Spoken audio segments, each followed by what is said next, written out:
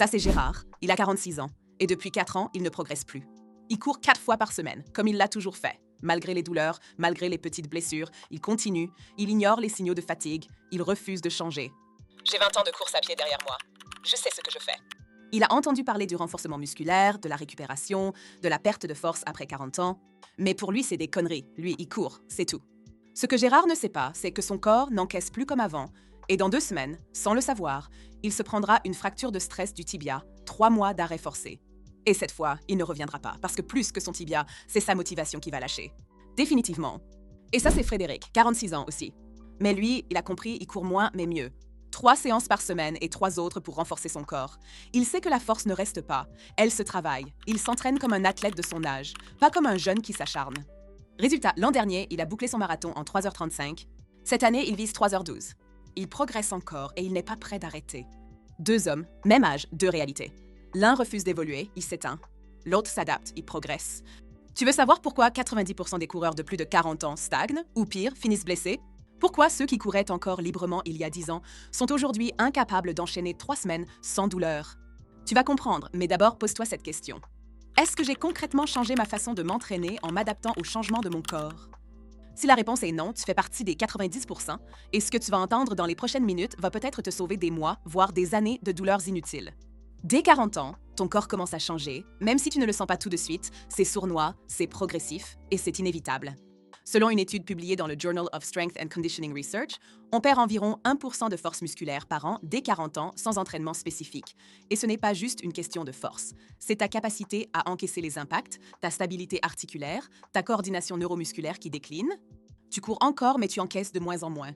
Et pendant que tu continues à suivre tes plans à 4 ou 5 séances par semaine, ton corps, lui, n'a plus les fondations pour tenir ce rythme.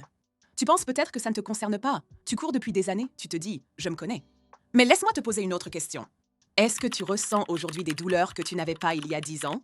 Est-ce que tu t'échauffes plus longtemps qu'avant? Est-ce que tu récupères moins bien qu'avant? Si tu as hoché la tête, reste bien jusqu'à la fin, car ce que je vais te montrer, ce n'est pas juste ce qu'il faut faire. C'est le nouveau système d'entraînement que ton corps exige si tu veux continuer à progresser après 40 ans sans te blesser et sans sacrifier ton temps libre. Une étude publiée dans l'American Journal of Sports Medicine, menée sur plus de 600 coureurs, a révélé que 84% ont déjà été blessés, 45% rien que sur une seule année. Les blessures les plus fréquentes, tendinite d'Achille, syndrome rotulien, fracture de stress. Et ces chiffres montent encore avec l'âge. Selon la Harvard Medical School, le renforcement musculaire régulier augmente la densité osseuse, renforce les tendons et réduit significativement les risques de blessures, même chez les plus de 70 ans. Tu ne te rends pas compte de ce que ton corps encaisse, jusqu'au jour où il ne suit plus. Après 40 ans, ce n'est plus la course en elle-même qui te fait progresser, c'est ta capacité à encaisser la course, sans te briser. Et pour ça, tu dois reconstruire ton corps pour le rendre plus solide en 3 étapes simples. Étape 1. Réduis ton volume de course. Tu ne dois plus empiler les kilomètres, tu dois les absorber. 3 séances par semaine, pas plus, chacune doit avoir un objectif clair. Tu veux progresser? Alors chaque run doit être ciblé, chaque récupération respectée, à ton âge, l'approximation, c'est la blessure assurée. Étape 2. Intègre 3 séances de renforcement musculaire intelligent. Pas besoin de salle, pas besoin de machine, 30 minutes chez toi et ton corps se reconstruit. Travaille les zones clés, mollets, quadriceps, fessiers, sangle abdominale. Une méta-analyse publiée dans Sports Medicine prouve que ce type de renfort améliore l'économie de course de 2 à 8%, même sans toucher à ta VMA. Étape 3. Pratique la mobilité et la récupération active 10 minutes après chaque séance, pas plus. Foam roller, étirement dynamique, automassage ciblé, c'est le prix à payer pour éviter que tes articulations ne se verrouillent et que tes fibres ne se déchirent à répétition. Voilà un plan d'entraînement complet sur 7 jours que tu es libre d'appliquer ou non. Lundi, course numéro 1 à allure modérée, tu poses les bases. Mardi, renforcement musculaire, plus mobilité, tu reconstruis ton corps. Mercredi, course numéro 2 en endurance fondamentale, tu développes ta capacité aérobie sans casser la machine.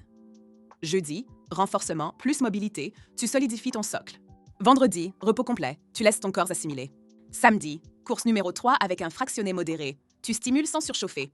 Dimanche, dernière session renfort plus mobilité, tu verrouilles les fondations. Gérard a continué comme avant, il s'est cassé. Frédéric a changé de méthode, il progresse encore.